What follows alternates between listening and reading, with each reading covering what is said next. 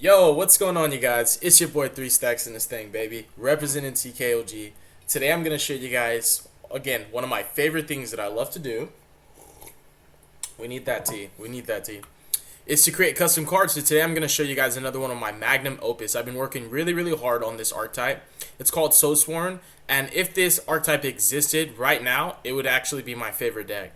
I cooked really long and hard on this deck. I did my best to take inspiration drawn from archetypes that already exist while still giving it its own refined and kind of like new innovative approach to a playstyle. It's dynamically different from the decks that currently exist. It still draws inspiration from Makonko and it draws inspiration from Weather Painters, which are two really nuanced and kind of more difficult to pilot rogue decks, but they're definitely, not in a good spot. And this deck felt like such a breath of fresh air to test with, to play with. I want to show you guys this deck. The archetype itself, it is pretty much centered around the Soulsworn monsters, their Aegis equips, and the Link monsters are going to be either Vanquisher. So they're all the Link monsters are gonna be predicated to the emblem, but they do something for the emblem, or they're the Aegis. The Aegis are the kind of like the Aegis is the power that comes from the Soulsworn emblem, but the emblem itself is still the main source of power. So like Aegis is the energy, like the power that the Soulsworns harness to use their abilities. It's pretty much like the shit all core of the deck, and the emblem is the shit all core of the deck. While Aegis, DB, you suck. Aegis is like their power. It's like their magic power. It's like a primordial magic. So how the Link monsters work is because they already drew power from the Aegis to gain their transformations. They now have I put Soul Sword. They now have a function for the emblem because the emblem is the source of power for the Soulsworns. They have to have like pretty much a hierarchy to protect it. And they have a guardian, they have the creator, which is the Link 1, they have a vanquisher, which he pretty much is like the general of the army. They have the Soulsworn Aegis, which was the original Soulsworn to begin with. Soulsworn Aegis is like the purest form of Soulsworn there is. While like the creator created the emblem, the Aegis was like the first to obtain power from the emblem, if that makes sense. There's like a cool lore behind it. It's not real. I made it. It's custom cards. And then they have obviously like the Aegis of the End, which is the boss monster of the deck. It has like a powerhouse. So we are going to start with the monster, you guys. So like that's the theme of the deck. Every equip spell is gonna have a very unique kind of theme going, where the equip spells give effects, bonus effects to monsters they're equipped to. So your monster is gonna have their basic effects, kind of like Weather Painters. Then they get an additional effect, and the cost is always going to be to bounce an equip spell you control. That's the cost. So they're pretty unique in that regard because that's card economy right there. Bouncing your equips for cost to utilize them for other things, whether they're discards for nightmares, you name it, is pretty unique. And they're all quick effects, so the way this deck works is it's purely reactive. It is a control deck. It's a mid-range deck. It's purely reactive when it comes to the equip spells, and there's a proactive aspect to the higher Link monsters being like, I want to say starting at the Link 3 and up, they have a proactive kind of floodgate-esque effect, but everything is unique. You guys are literally gonna love this deck. Like, everybody watching this, all of you guys are going to want to play this deck. You're going to love the way this deck works. It's so unique. The artwork is beautiful. The game plan works perfectly. It is able to manipulate what can and can't resolve. It has so much control elements. We're going to get started. I'm not going to talk too much, but yeah, like, that is pretty much the premise of the deck. And also, to preface, it is kind of giving Sky Striker vibes because it only has 2 main deck monsters, and that probably won't change. And the gimmick of the deck is the equips have their best effects when they're equipped to Soulsworns. I guess that's the thing we want to talk about before we get into it. It's like, hey, all the equips can give an effect to the monster they're equipped to, and they bounce for cost. And then, in addition to that, they only have that effect when they're equipped to a Soulsworn monster. But if the equipped spells are equipped to your opponent's monsters, they have a different effect. So every equipped spell has 2 effects. One if it's equipped to your Soulsworns, and one if it's equipped to your monsters. It effectively gives the deck a game plan to go second with Engine and not crutching on hand traps, which is very refreshing. So it's really cool how the deck dynamically works because the equip spells can be equipped to your opponent's monsters. There's also mechanics involved with the game plan and how you maneuver kind of like your lines of plays, whether you're navigating through hand traps or you're just playing your turn one standard combo. You are going to have a lot of nuance involved with how many opportunities you get to equip your equip spells to your monster or your opponent's monster, whichever one the situation's best suited for. You get some of your best interruptions through the equip spells being equipped to your opponent's monsters, but you also can disrupt your opponent when they're equipped to your monsters. So it depends which one you need the most. But I just wanted to preface to also say that. So let's get started with the main monster of the deck. So because they are called Soul Sworns, they are sworn to the soul of the emblem. They all share pretty much they all share one soul, and that's the other cool thing is like if one of them dies, they will be incarnated as long as that one soul still exists and the soul exists inside the emblem. So that's kind of like the weakness to the entire like family and archetype is if the emblem dies, they all die. That's why they all work to protect the emblem, but the emblem grants them Aegis, so they're powerful enough to protect it. But they all are sworn to one soul, so that's why they're soul sworn. And if that soul dies, the entire archetype dies, and that means the emblem is destroyed. I thought about making a dark counterpart to this archetype, but we're not there yet. So Aegis Soul. So there are two main deck monsters, which are Aegis Soul and Aegis Sworn. Granted, that's the archetype, Soul Sworn. So let's do it. Let's see how much time we're in. We're 6 minutes in. We're doing good. Soul Sworn, Aegis Soul. If this card's summoned, Stratos. It can add one Soul Sworn spell or trap from your deck to your hand. We haven't made a trap yet. We're still on the fence whether we want to. But I wanted to leave that in the text because I could give this deck new support in the future. So it searches any spell trap on summon. Quick effect. This is the best effect. It's better than the Rhoda. You can equip one Soul Sworn equip spell from your hand or graveyard to an appropriate monster on the field. That is actually nuts because this card paired with another couple of equip spells in your deck, you can actually equip multiple Soul Sworn equip cards to your opponent's monsters, and you can do stuff to them, bro. You can do a lot of cool tricks with this deck. So that's all she needs to do. She's actually an amazing, phenomenal card. They are fairies. I couldn't think of a better type to give this archetype. I could have thought, oh, we can make them Earth Machines and they can play like the Therion cards.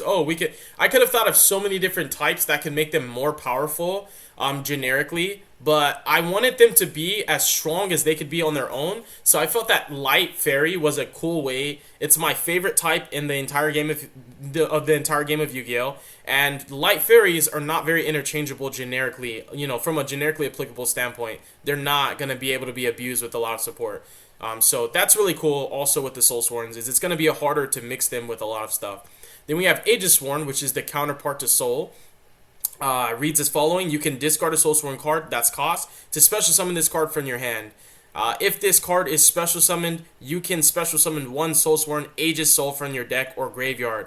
If an equipped spell is returned to your hand while this card's in your graveyard, you could special summon it. This card is actually nuts. It's better than Soul. It has a higher investment, but it has no diminishing returns on its value. It actually escalates economically, and you get pluses off of it. In fact, it works very similar to Sky Striker, Ace, Ray, or Rose being in the graveyard, that it's another looming threat. What's cool is you can trigger this when you're playing through Nibiru with this deck, because this deck can play into Nibiru.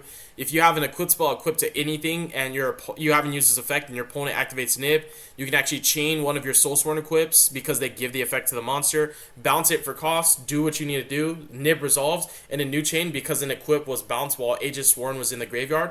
It gets summoned, and if you didn't use its effect to summon Soul that turn, you can tutor out a Soul and completely extend through Nibiru. So this card's actually phenomenal, and it's better than Soul. However, Soul kind of gets everything going on her own. And this card, it's only a starter because it summons Soul. If it didn't summon Soul, it couldn't do anything. So Soul is still like your main starter. It is the Soul, but this card is sworn to it. So they're kind of like twin counterparts, if that makes sense. Those are the only main deck monsters. This deck is super cool, you guys. We're going to get started with our first equip spell, which is technically going to be kind of my favorite. I'm thinking if I want to start with shield or armor, but I think I'm going to start with shield. So Soul Sworn Aegis Shield, they have a shield, they have a sword, they have an armor, they have a divine lance, they have a couple other things. Every equip spell is an Aegis, so they are coming out of they're the power that comes from the emblem, and they all do different things. So shield, as the name implies, a monster you control equipped with this card cannot be destroyed by battle and gains 1500 defense. It's a shield, protects you from battle. A Soulsworn monster equipped with this card gains this effect, quick effect. Remember, all the costs are the same. Bounce an equipped spell you control to the hand. Cost, equip one Soulsworn equipped spell from your hand, deck, or graveyard to a monster you control. So this one doesn't equip to your opponent's monsters, but we'll get into that later. When this card is equipped, excuse me, when this card is equipped to an opponent's monster, you can take control of that monster. When these cards are equipped to opponent's monsters, that is a second effect and it does activate. So you can't snatch steal more than once a turn with Aegis Shield. You can only use each effect of Aegis Shield once per turn. So this card is actually phenomenal. It high key is the best equip the deck has because it can tutor out any equip you need at any time you need it. And the way this deck works dynamically, the game plan is it's a control deck. It also is a toolbox deck. So it's very equipped for every scenario it'll be thrown into. And so as long as you're leaving Aegis Shield on your inboards, I want to say that you can dynamically change whatever trajectory you need to go to. You can change your game plan on a whim with shield, because if you need spot removal for like monsters or back rows, shield can be that. It's like the Shadol Skomata, you know, it can be whatever it needs to be. So this card's phenomenal, and it's a snatch steal. Let's get into the next second best equip. In the terms of economics, these are the two best equips because they are consistency pieces. We have Soulsworn Aegis Armor. Armor is crazy good. A monster you control equipped with this card cannot be banished by card effects. So I also, this inspiration is derivative of like the Noble Knights. All the equips kind of have a protection for the most part. A monster, a Soulsworn equipped with this card gains this effect. You can only gain the Aegis equips powers if they're equipped to a Soulsworn. If they're not equipped to a Soulsworn, it should be your opponent's monster, and that's when they do something else. So, quick effect, bounce one, equipped to your hand, and if you do, add one Soulsworn card from your deck or graveyard to your hand. Then, you can equip one equip spell from your hand or graveyard to an appropriate monster on the field. When this card is equipped to an opponent's monster, you can equip when this card is equipped to an opponent's monster, you can equip another Soulsworn equip spell from your hand or graveyard to an appropriate monster on the field, then destroy this card. This card's absolutely insane. It's a Rhoda. It protects your monster from being banished, which is not that relevant, but it's great. But it is a Rhoda, but also the nuance to the effect is you add a Soulsworn card, then you can optionally equip another one of your Aegises from your hand or graveyard to an appropriate monster in the field. So armor is always a disruption. You can armor to search out like an extender or follow-up, and then equip a sword, and then immediately disrupt your opponent. What's cool is that armor can also just, for example, bounce itself, search a card, and then you can go armor from your hand because it bounces itself for cost if you want it to. It bounces any equip for cost. And then equip it to your opponent's monster, get its effect, its second effect. You can use both effects immediately to equip something that you lost. For example, like something that you lost in your banish zone, you can equip something from your, you can equip another one from your hand or graveyard to another monster and then destroy this card. So it's insanely good. Because in scenarios where you're not using, for example, the Aegis armor for that, like you can go armor to search one, equip the same one that you searched, and then the same turn, you can put another armor somewhere else on your opponent's monster and get its effect to equip from hand or grave. So effectively, armor can be 2 points of interaction by itself. It's a crazy good card. Shield's still better because shield can equip anything immediately whenever you need it to, but armor is objectively just as good. Alright, let's see how good we're doing on time. We might need to expedite it a little bit. Alright, so our next equip is going to be another banger. It's going to be Sword. Where you at, Sword? Aegis Sword. While this card is equipped to a monster you control, that monster gains 1500 attack and can attack twice each battle phase. A Soulsworn monster this card is equipped to gains this effect, quick effect. Bounce an equip spell and return one monster on the field to the hand. It's a disruption. It's a non-targeting spot removal for any monster on the field. You can bounce your own monsters, so this can dodge targeting effects. Like it effectively plays through hand traps. It maneuvers through Ogre, Emperor, and Veiler, you name it. In the right context, this card can beat droplets as long as they're not, sending spell, because you do have another way to actually play through droplets. So really, really clean. And we're going to talk about the card that can beat droplets in Dark Ruler next. When this card is equipped to an opponent's monster, you can return that monster to the owner's hand. This card can effectively remove 2 monsters every turn, so it's pretty strong. Sword is in its name. It's an aggressive card. It's meant to clear the field because what Sword is doing is paving the way for the OTK. And the easiest way for this deck to OTK is through an open field. So Sword's amazing. The monster is equipped to gains 1500 attack and can attack twice. And then it has an effect, quick effect, bounce a monster. Then if it's equipped to an opponent's monster, you can bounce again. So it's 2 bounces. You can only use each effect of Sword once per turn. Very good card, super solid. Next, we're going to talk about probably the most, I want to say meticulous of them. This is called Divine Lance. So Soulsworn Divine Lance was not created, it does not belong to the Aegis. The power is coming from the emblem, but the Divine Lance is like another artifact. So it's kind of in its own sense. It is almost equally in measure to the power of emblem. It's almost like just as strong as emblem. Divine Lance is just a Soulsworn artifact, so it's not powered by the Aegis. So because it's not powered by the Aegis, it has a totally different kind of unique way that it's able to use its effect. So face down spells and traps in this card's column cannot be activated. Also, if they are face up, their effects are negated. So spells and traps in this card's column that are face down can be activated, but if they're face up, their effects are negated. Keep in mind, this is going to get way better. While this card is equipped to a Soulsworn monster, you can activate this effect. The effect specifically of Divine Lance, it's not giving an effect to a Soulsworn monster. It's not powered by the Aegis. It doesn't actually give that monster an effect. Divine Lance is its own effect, so the equip spell is actually doing this. This quick effect belongs to Divine Lance. It's not given to the monster. Quick effect, you can return a equip spell you control to the hand. Cost: equip 1 Soulsworn equip spell from your hand, deck, or graveyard to an opponent's monster. Only your opponent's monster, so you can't benefit too much from it. Or equip 1 Soulsworn Divine Lance from your hand or graveyard to a Soulsworn monster you control. This card's actually really good, and you're going to see why. While this card is equipped to an opponent's monster, negate the effects of monsters in that monster's adjacent columns. You can only control 1 Divine Lance and can only activate the effect of Divine Lance once per turn.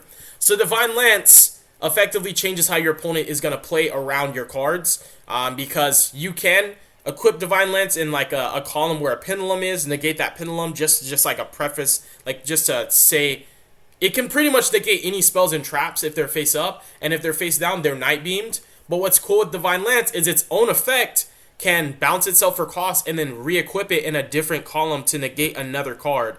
What's also cool is that it can be equipped to an opponent's monster, so it'll be negating the adjacent monsters in that. So the monsters in the adjacent columns of the monster that it's equipped to. It doesn't directly negate the one it's equipped to. So when you want to negate a monster, you have to go after the monster it's adjacent to. That's how Divine Lance works. It negates it while it's equipped. It's like kind of like passively negating it, like a fog blade. What's also cool is that the same column that spells and traps are in as Divine Lance are also negated. So this card can neutralize like 3 cards by itself, and you can pivot it to different columns on the same turn. So this is kind of one of the best tools that Soulsworn have at their disposal. Because this card is a spell card effect and not a monster effect, if your opponent activates Dark Ruler or Droplets and they don't send a spell with Droplets, you can chain Divine Lance and pivot it to the column that the Dark Ruler Droplets is in, and when the Chain Link resolves, Divine Lance will be negating that card. So this card plays around Dark Ruler. It's really cool. I like it a lot. It's actually one of my favorite. It's just not an Aegis. So the next equip we're going to talk about is going to be Forbear. Forbear, very similar to Divine Lance, is not an Aegis. So Forbear is a very unique card as well. So a Soulsworn monster equipped with this card will gain this effect. Quick effect, bounce and equip to the hand, then discard a card. Totally different cost from the other ones. Special summon a Soulsworn monster from your hand or banish zone to your side of the field. So that's the effect that it gives to the monster. Quick effect, bounce and equip, discard, extend. It's an extender. When this card is equipped to an opponent's monster, you can special summon 1 monster from your opponent's graveyard or banish zone with attack less than or equal to that monster's attack, and if you do, destroy the monster that this card was equipped to. So it's a spot removal, but there's a kind of like applause to it. You have to give your opponent a monster before you take the one that this card's equipped to, and if the monster they have has higher attack than all the monsters in their grave, then this card can't get rid of it. You can also banish this card from your graveyard to special summon 1 Soulsworn monster from your graveyard. So this card has 3 effects. It is an extender, and it can be a situational spot removal, and it also, while in graveyard, is an extender, because when it extends on its effect on field, it summons from hand or banish zone. But while it's in grave, it can summon from grave. And you can actually use Forbear to bounce Forbear for cost, resolve the effect, which is really cool because bouncing is the cost and then it resolves. So you can go Forbear, bounce for cost, and then discard Forbear, and then resolve your effect, which is pretty cool. And that's how all the equipped spells work, which makes them very unique. Because contextually, normally spell cards have to actually remain face up, like equipped spells have to remain face up to resolve. But the way the Soulsworns work is like they bounce themselves for cost for the effect, so that if your opponent doesn't respond, then the effect already resolves. So it's really, really cool. And if Konami's not going to agree with me, then Soulsworns are just going to be bouncing another equipped spell to do their thing. So that's pretty cool. So let's go over to, I think we've got, oh yeah, we got one more equipped to do. We have two more. So we have Aegis Oath. This one is another one of my favorites. It's objectively is my favorite. So while you control a Soulsworn monster equipped with an equipped spell, monsters on your opponent's side of the field gain levels equal to the level of the monster this card is equipped to. So again, if you equip it to your level 1, your opponent's monsters, because your Soulsworns are level 1, your opponent's monsters gain 1 level. That can screw over XYZ decks. It can screw over like Sprite. It can screw up like Synchro levels and Ritual decks, stuff like that. So that can be different. What's unique about it is it says those monsters gain level, right? Your opponent's monsters gain levels equal to the level of the monster this card is equipped to. Which also means this can be equipped to like a Kashtira or Fenrir, and your opponent's monsters will be gaining 7 levels. And guess what? Since level 14s don't exist, they cannot gain levels, which leads us to the next part of this card, which says that if they cannot, so again, monsters will gain levels equal to the level of the monster this card is equipped to. If they cannot, they lose 500 attack for each equipped spell on your field and or in your graveyard. If any monster's attack is reduced to 0 by this effect, they cannot be used as fusion or linked materials. So this card's like a passive floodgate. It's a floodgate because it manipulates levels, and it's a floodgate because if the monster's attack is reduced by 0, reduced to 0 by this effect, they can't be used for fusions or links, which should be the only summoning mechanics that are not stifled by the level manipulation. XYZs, rituals, synchros, stuff like that, they kind of actually need specific levels to mess with. I also want to preface to say that if the opponent's monsters are XYZs, XYZs can't gain levels. So XYZ's attack will be reduced to 0 more than likely, and they can't be used as fusion or link materials, only other XYZs. What's also the last kind of nuance to this is a very meticulous card, is if this card's equipped to a link monster, that link monster doesn't have a level. So because your opponent's monsters cannot gain its level, their attack is always going to be reduced by 500 per each equip you have on your field in your graveyard. So if you equip this to a link monster, that's the best way to floodgate your opponent. Is that this card basically is going to be like the bane to fusion and link deck's existence. While this card is up, monsters on their field are being reduced by 500 times equips, and if it reaches 0, they can't be used by anything. They can't be used to like fuse or link. So this card's like a floodgate. It's like a proactive card. It's actually kind of cool. It's not the best. It's not Protos, but it definitely can be used in different matchups. A Soulsworn monster equipped with this card gains this effect. Quick effect, return 1 equipped spell from your field to your hand. Cost, reduce the attack of up to 2 monsters on the field. Reduce the attack of up to 2 monsters on your opponent's side of the field by 500 for each equipped spell on your field or in your graveyard. And if those monsters' attack is reduced to 0 by this effect, or they cannot lose attack by this effect, destroy them. So it's like an Icarus attack for 2 monsters if their attack gets reduced to 0 only, essentially. And it doesn't target either, so that's pretty clean. It just reduces up to 2 monsters' attack by 500 for each equip and blows them up. And if they can't lose attack by this effect, they're still destroyed. So that means if the monster's attack was 0 to begin with, this just will counterplay U-Bell. So it's a pretty good card. While this card is equipped to an opponent's monster, monsters on your opponent's side of the field cannot attack. While this card is equipped to... it's scrolling up. While this card is equipped to an opponent's monster, other monsters on your opponent's field cannot attack. So the only monster that can attack is the monster this card's equipped to. So that's crazy against Tenpai. So this is like a meta call. Like, Oath is kind of insane. Like, it's super weird the way it's worded, and it's not going to work all the time, but when it works, it's going to work phenomenally good. It's going to be checkmating fusion and link-based strategies. It's going to be able to spot removal 2 monsters if you needed to, and it's crazy against Tempai because they can only attack with 1 monster. You can only control 1 Aegis Oath. Also, you can only use each effective Aegis Oath once per turn. So you can't get multiple Aegis Oath and like do some crazy like dupe locks or anything like that.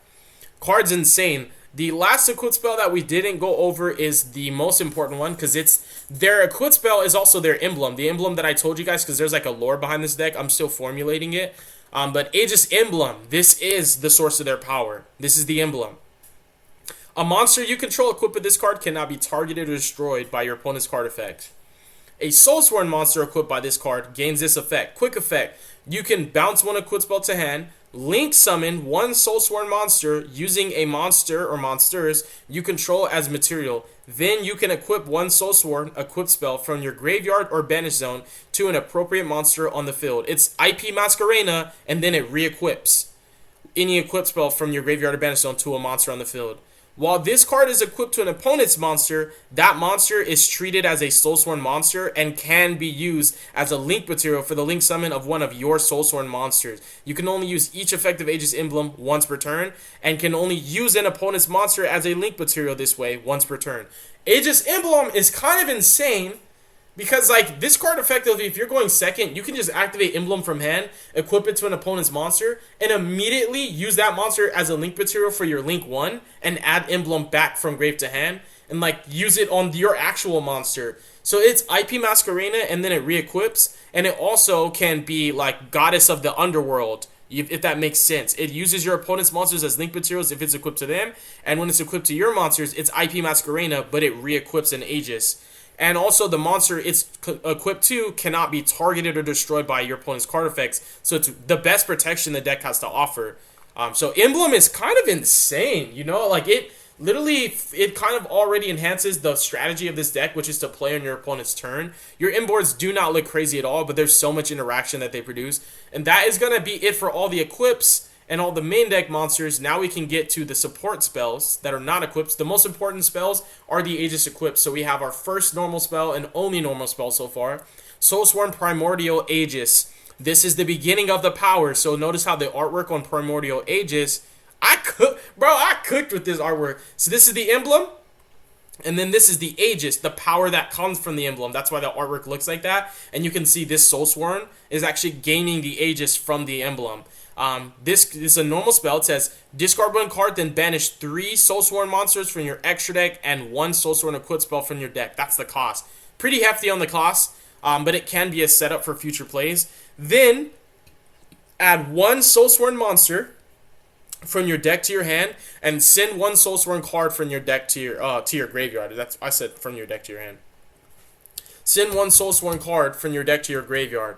You can only special summon Soulsworn monsters during the turn you activate this card. You can only activate Primordial Aegis once per turn. So you're completely locked in the archetype if you want to use this card, but it's a powerful card. Discarding for cost does make it lose harder to Ash Blossom, but you also get to banish 3... well, the banishing for the extra deck doesn't really help you, like, at all, really. You have a way to get them back to the extra deck, but it doesn't really set you up that much.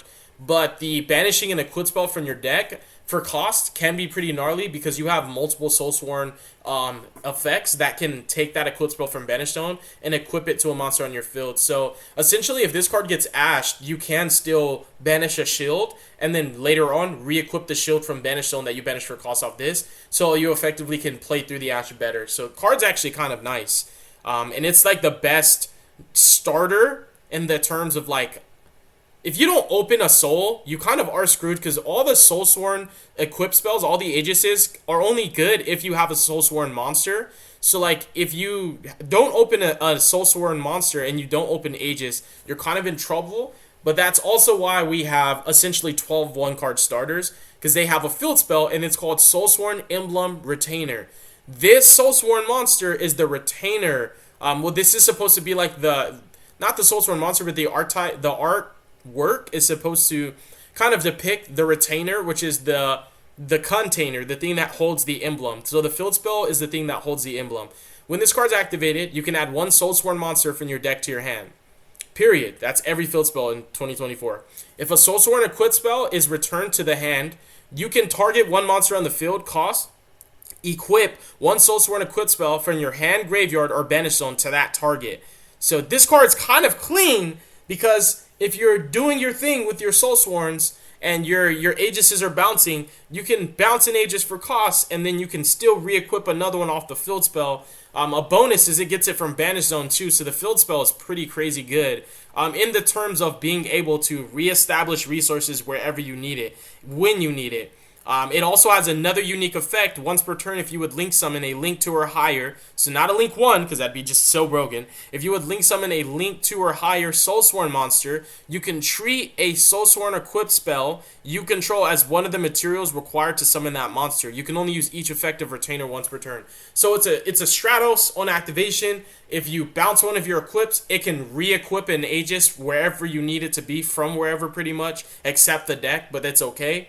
And then also, when you're link summoning, you can use one of your equips as one of the materials for a link summon for link 2 or higher.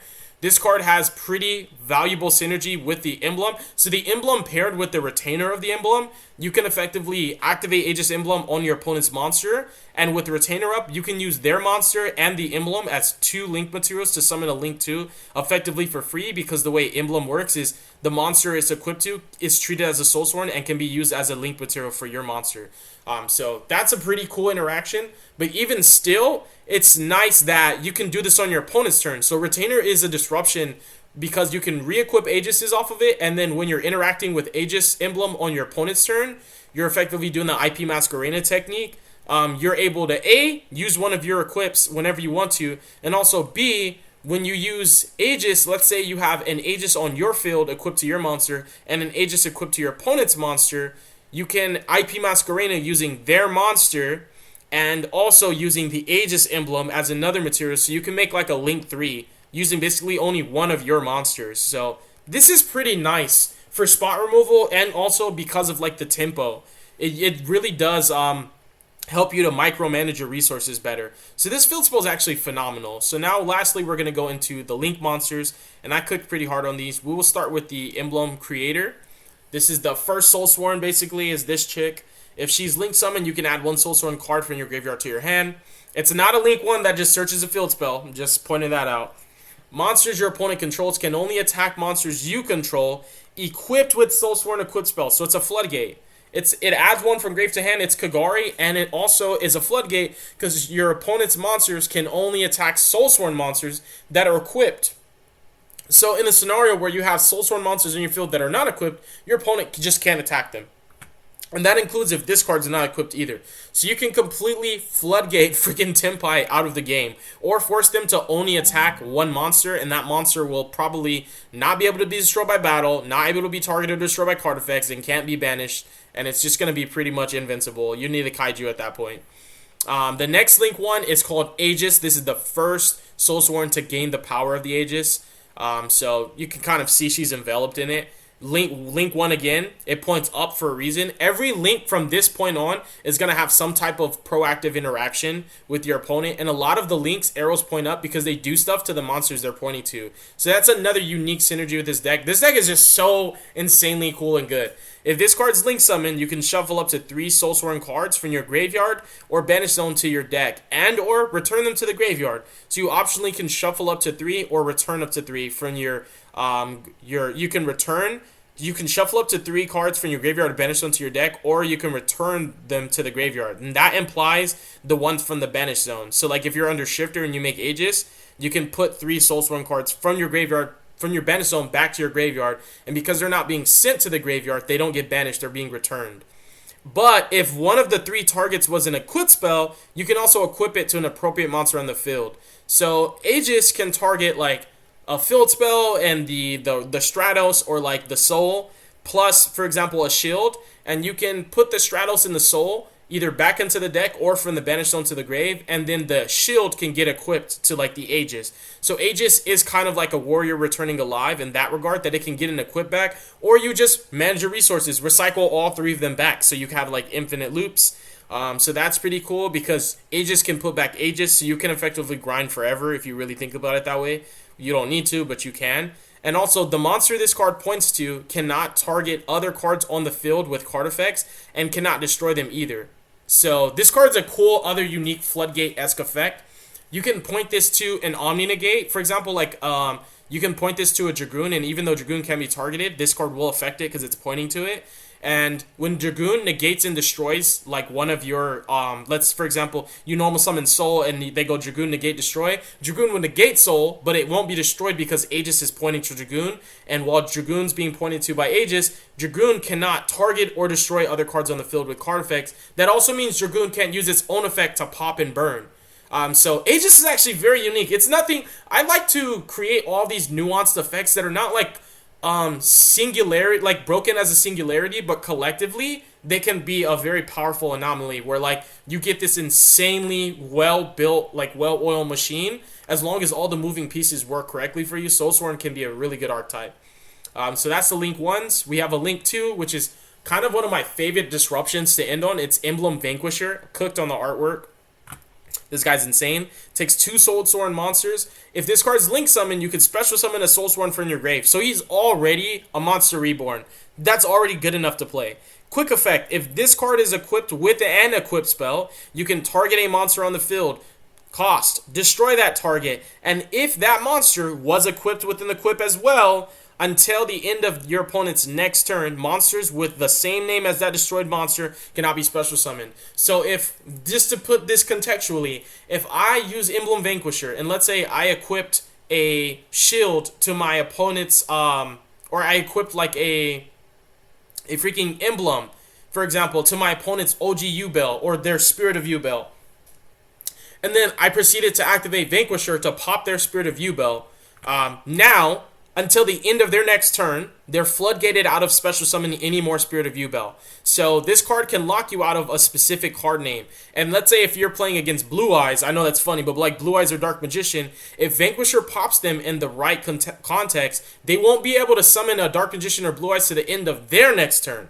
So that means they're just going to have to wait until their next turn to even like, not even, oh, I'm sorry, it's worded wrong. It's supposed to be until the end of the next turn. So they can't summon it on this turn and then for your turn. So I just kind of worded that poorly. But it is a floodgate. It's a really strong card. It's a Trident and it can floodgate your opponent out of like their ace monster.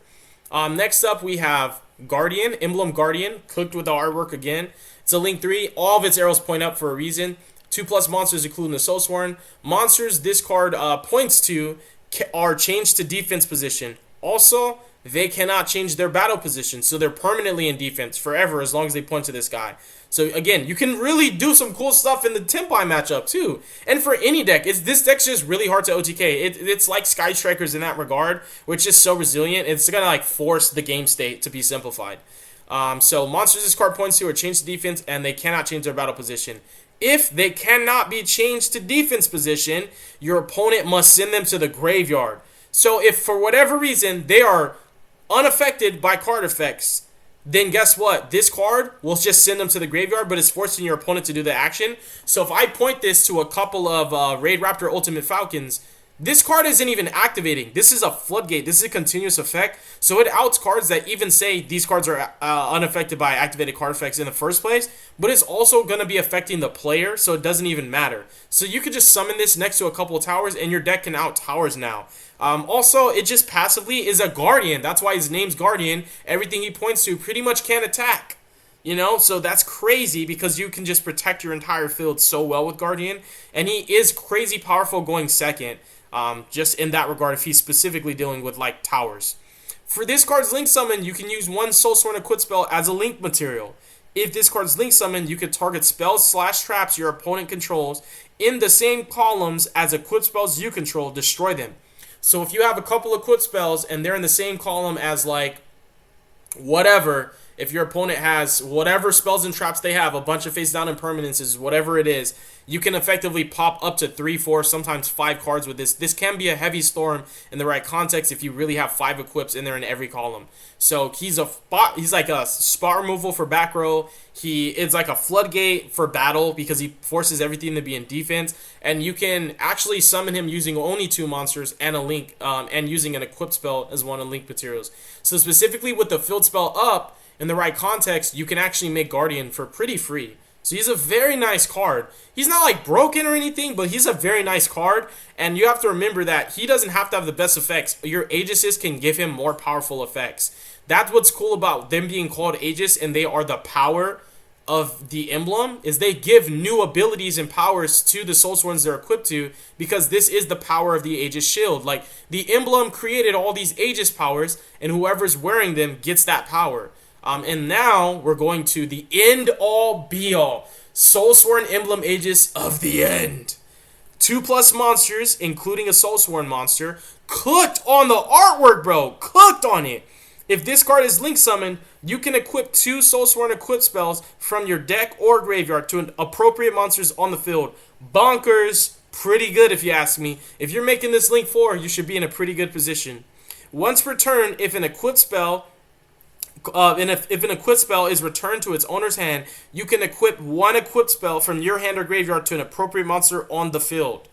So not only does he equip 2 from hand or deck on summon to any monsters on the field, so going second as well, this card can immediately deal with multiple threats. I'm sorry, excuse me. He can deal with multiple threats immediately. In addition to that, whenever you do your Aegis effects and bounce one, he himself can re-equip another one. So you have a lot of like resource management with this deck. You can really constantly, whenever you need to, get what you need when you need it, wherever it is. You should be able to fetch it and deal with the situation at hand. Also, if that wasn't enough to make him a boss monster, because it kind of is not enough actually, now we're going to get into the nuance of why he has 3 arrows pointing up. So, we're going to continue reading. Your opponent's monsters this card points to effects are negated. Also, they cannot be used as materials for ritual, fusion, XYZ, link, or synchro materials. They can't be used for nothing but tributes, bro. You're basically playing flu at that point. This card can attack directly while equipped with a Soulsworn equip spell and gains 500 attack for each equip spell on your field and in your graveyard. Aegis of the End is your win condition. He's the boss monster of the deck. He can floodgate your opponent. He can effectively, he's like Orcustrion in the Orcus matchup. He can negate 3 monsters by himself. He really carries his own weight. He can negate 3 monsters, and on top of that, those 3 monsters can be used for crap, so he makes them totally useless. And then on top of that, if that wasn't enough defensively, offensively, he can attack directly.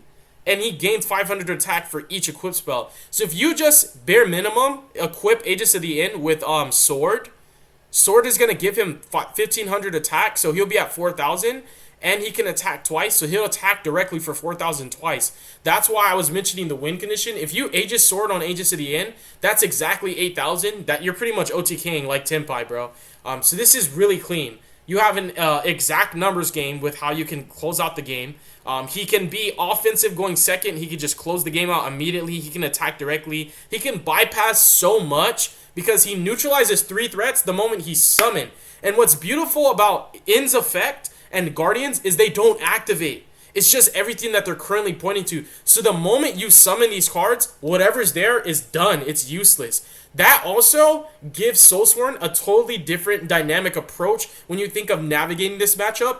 You have a whole, like, it's mind games now, because between Divine Lance and End and Guardian, your opponent's going to have to be mindful of what columns and zones they're using. It's like freaking Mech Knights all over again. They're basically not going to be playing in the certain zones, and that means if their strategy needs those certain zones, they have to play into it. And if they don't, then they're effectively just going to be playing with 2 monster zones in the right context. And this is like the best that this deck has to offer is Aegis of the End. This is the cream of the crop. This is like it. This is your end goal. This is your win condition. This is the monster you should always end on. You have clean lines to get to this. So now, thank you so much for everyone who sat here through these 43 minutes and has still been watching. I love you guys and your energy. Thank you so much. I appreciate the support. If you guys want to see some combos, stay tuned. Because I'm introducing a new archetype and I'm explaining all the context, I would not skim through anything because you're going to miss a lot. So now, we're going to get into my deck profile. This is my Soulsworn deck profile. Because of how good this deck is with going second with Engine, I didn't feel like I needed a lot of hand traps, but hand traps are still very useful. Turn 0 plays are always valuable. But here is the deck profile. We're going to start with starters. We're on 3 Primordial Aegis. This is pretty much the best starter the deck has. And then we're on 3 Emblem Retainer and 1 Terraforming. The field spell is objectively just as good. And what's cool is because Soul adds any spell, you can go Soul to add Aegis, and that makes Soul just as powerful as Aegis, and Aegis just as powerful as Soul.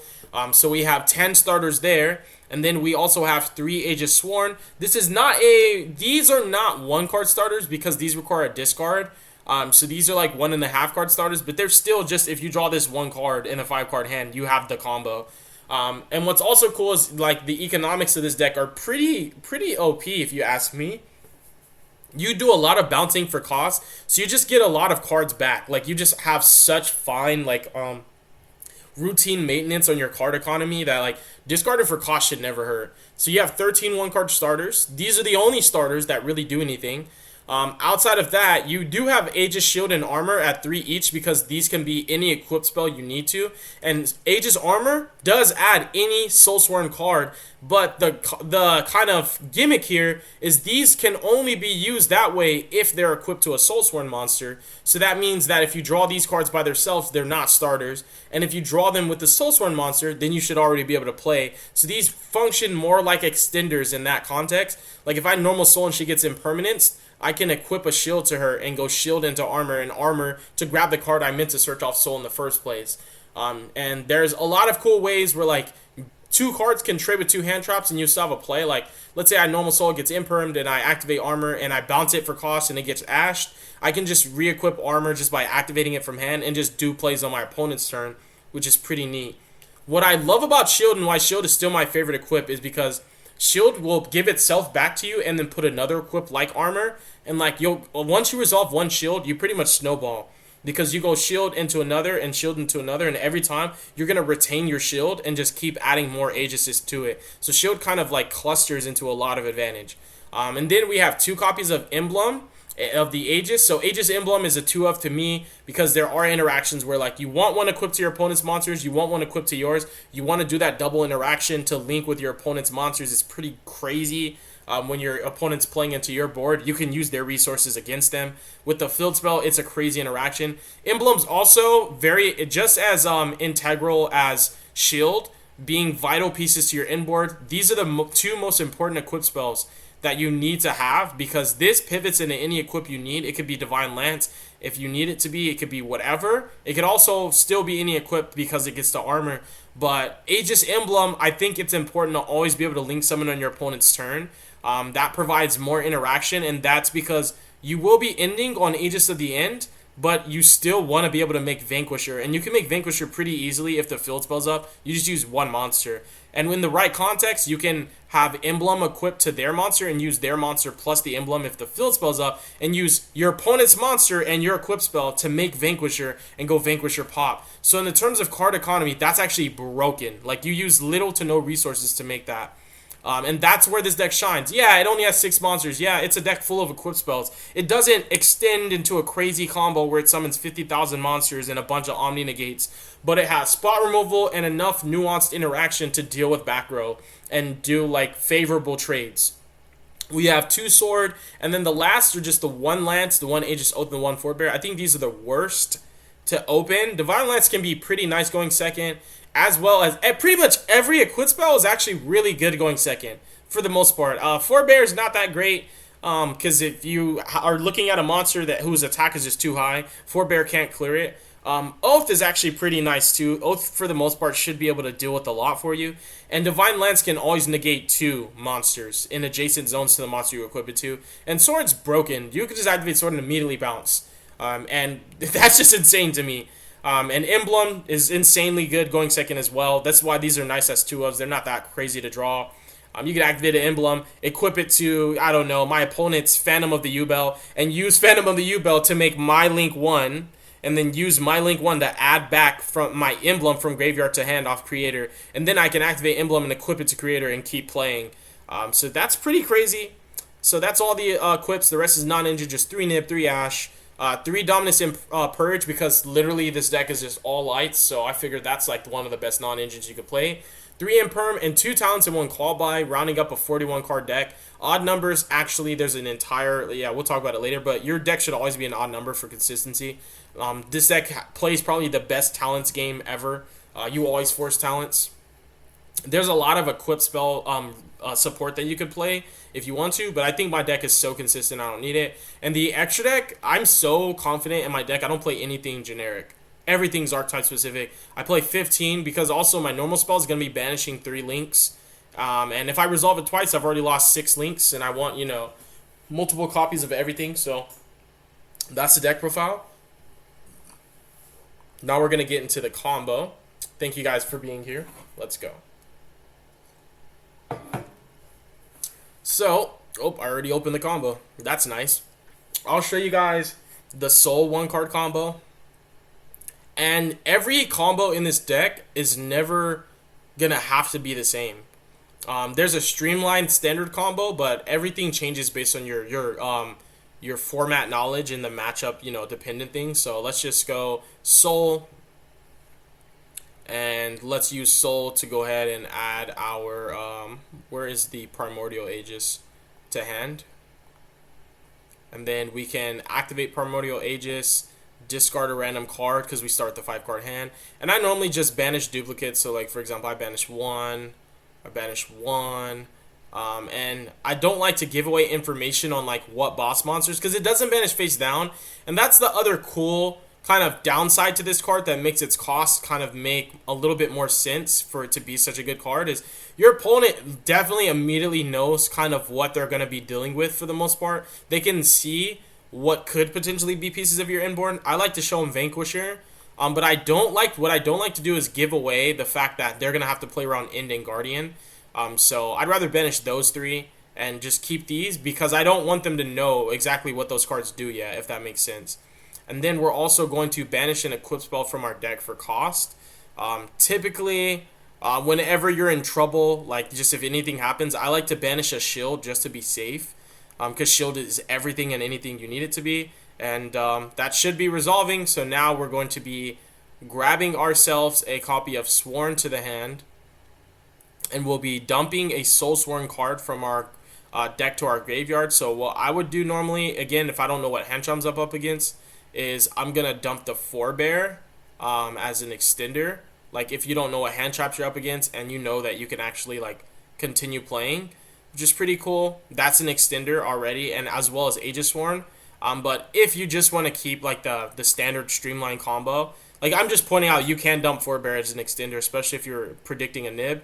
But just to keep the combo going, what we're going to do is we're going to take a shield and we're going to throw it in the graveyard. And now we can go Aegis Soul to equip the shield from the graveyard to itself. And then we go shield effect. It's going to bounce itself for cost. And then we're going to, where are we at? Resolve the soul. Because remember, soul's effect is basically shield. Shield's giving soul like the ability of shield. And we're just going to equip another equip, which is going to be armor to get that mad plus.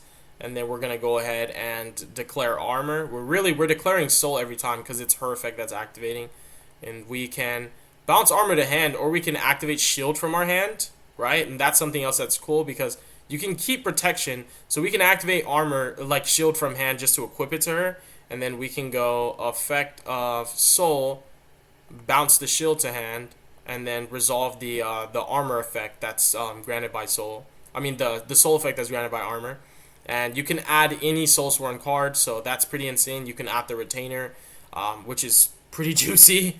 You can add Retainer, so we're going to do that. We're going to add Retainer to our hand. And then we're going to activate our Retainer. We're going to go ahead and grab ourselves Follow Up. So what we're going to do is we're going to grab another copy of Soul, which is pretty nifty. We can go ahead and throw our Soul into the graveyard, and we're going to special summon the Creator and use the Creator's effect. And I'm going to add this from graveyard to hand, the Primordial Aegis. And this should go to the grave as well. From here, we can actually climb up into our Link 2 by just equipping and using the equip as a material. And you can hold the Aegis Sworn as an extender. So we equip this, and we're going to use this and this as a material to go into our Vanquisher. And we're going to activate Vanquisher's effect to special summon out that girl right there. And we can go up into, for example, our Guardian. which is clean. You can also use your Sworn at any time you want to and summon her and another soul out, and you will be ending on pretty much Link 4 plus the soul, and at any time the soul can re-equip something, but the Link 4 is like pretty broken. I'm not gonna lie, so I definitely would say go for the Link 4. So for example, we can just go here, we can just extend right here, and we can pitch my girl to the graveyard. Where's she at? Pitch her, and then we can summon Sworn right here, and we can go Sworn effect to summon out our soul. And what we'll do here is we'll take you plus you plus you, and we'll make the Link 4. Where you at? Aegis of the End. And then we'll use Aegis of the End. He takes from, I believe it's deck or hand. What is it? From hand or deck. No, I'm sorry. It's deck or graveyard to appropriate monsters on the field. So what I'm going to do is I'm going to take my shield, and I'm going to equip it to him. And I'm going to take my armor, and then I'm going to equip it to him. And that's like what your inboard would look like typically. Again, nuance changes everything. Hand interaction changes everything. This is what you can get off of just one soul. Everything self-contained for the most part. What's cool is like how much you can interact on your opponent's turn. So let's just say I go shield effect, right? Boom. And this is End's effect off of shield. And I go to equip like a sword, right? I can equip a sword here. And then now my End gets sword. Or I can use his effect on a new chain and like re-equip something from graveyard. I can also re-equip my shield for protection. Or I can re-equip the shield off of Aegis of the End's effect to my opponent's monster. So that means now what's going to happen is I get sword equipped off shield, and shield gets equipped off of Aegis of the End. So now I'm going to bounce one of my opponent's monsters, and I'm also going to snatch steal one of their monsters. So that's 2 points of interaction right there. Just 2, minimum. Floodgate up already. But then also you have armor, right? And armor can just do the thing, bounce. And what we're going to have here is add any Soul Sworn card, and then you can optionally equip from hand or graveyard. So we can add like an Oath or a Divine Lance. Divine Lance is actually phenomenal. So we can add a Divine Lance, and we can actually equip it off the res of the armor. And now Divine Lance can be negating, for example, spells and traps. And at any time, Divine Lance also could just be equipped, because remember, armor equips it to an appropriate monster on the field. So you can equip Divine Lance from your hand to your opponent's monsters and start negating a couple of their monsters, but you also can just give Divine Lance to Aegis of the End. And now what happens is you're negating a spell or trap, and at any time you can declare the Divine Lance. And this can remove itself and put it in another zone to do more negation. You guys kind of understand, like that's where the thing, like the combos just provide interaction on your opponent's turn, and like you're just going to be passively playing predicated to how your opponent chooses to actually like structure their lines of plays. These equips can be any equip that you need them to be. So you can be getting an Oath, and like Oath is pretty crazy because Oath can spot removal 2 monsters. So you can use Oath as a floodgate equipped to a Link monster. Oath is actually crazy. So pretty much in this context, like if this, for example, if this sword was just like an Oath, so let's just like put sword back to the deck. This is how many equips you'd be looking at right now. You would have 3 minimum, and this can actually be re-equipped off the field spell as well, so that you keep your equip count high. That's already 2,000, so basically because he's a Link monster and monsters can't gain any levels because he doesn't have any, all your opponent's monsters lose 2,000 attack. And they basically can't be used as fusion or Link materials. And that's pretty gnarly. Also, keep in mind that not only is this a floodgate, but at any time, you can reduce your opponent's attack by another 2,000 off the effect of Oath, and then you can actually just pop 2. So that's pretty crazy. It's pretty crazy how much interaction you get. Again, it's super nuanced. You have to be strategic. The way this deck works is just not like a combo deck. It's very difficult to pilot, and it takes like a lot of telegraphing and kind of just, again, strategic thinking in your lines of play. But Aegis of the End by itself is like, he feels like enough. 3 zones here, all negated, can't be used as jack squat. You can get sword interaction to bounce, Aegis shield to snatch shield, divine lance to be negations. You have oath being a passive floodgate, and oath can also just pop 2 monsters. It feels like your interaction's enough, and if you don't have enough, again, you still have Aegis Soul that can be doing, because you get all these effects on their first effects when they're equipped to your monster, and then you get 3 opportunities, actually 4 when you resolve armor. So you get an opportunity to basically equip armor, divine lance, Aegis shield, and oath to your monsters, and then because retainer re-equips, soul re-equips, Aegis of the End re-equips, and armor re-equips as part of its resolution, you can equip 4 of them to your opponent's monsters. So you basically get 8 points of interaction. 8 of them. 7 of them are disruptions, but 8 points to interact with your opponent. So you get to disrupt your opponent 7 times. You get to literally do so much with this deck with so little, and it's a crazy combo. I like it a lot. That's just like your standard soul line. I'm going to teach you guys how to play this deck as I'm learning how to pilot it better. I think I could still be better, but that's pretty much like the gist of how it works. Thank you guys so much for watching this. God bless you guys. Make good choices. Don't do drugs. Don't hurt your brain cells. Y'all have a beautiful night. Be safe. Deuces.